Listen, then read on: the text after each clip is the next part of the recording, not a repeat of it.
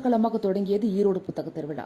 தமிழ்நாடு அரசும் மக்கள் சிந்தனை பேரவையும் இணைந்து நடத்தும் ஈரோடு புத்தக திருவிழா 2024 ஈரோடு சிக்கநாயக்கர் கல்லூரி மைதானத்தில் நேற்று மாலை தொடங்கியது.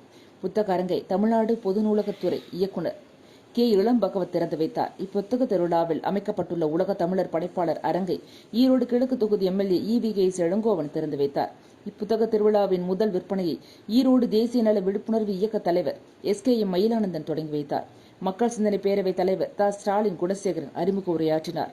இன்று 2வது நாளன்று மாலை நடைபெற்ற சிந்தனை அரங்கை சொற்பொழிவு நிகழ்ச்சியில் பிரபல சொற்பொழிவாளர் பாரதி கிருஷ்ணகுமார் நண்பெனும் நாடா சிறப்பு என்ற தலைப்பிலும், பிரபல தமிழிசை கலைஞர் TKS கலைவாணன் நாடகமும் தமிழிசையும் என்ற தலைப்பிலும் சிறப்பு சொற்பொழிவாற்றினார்.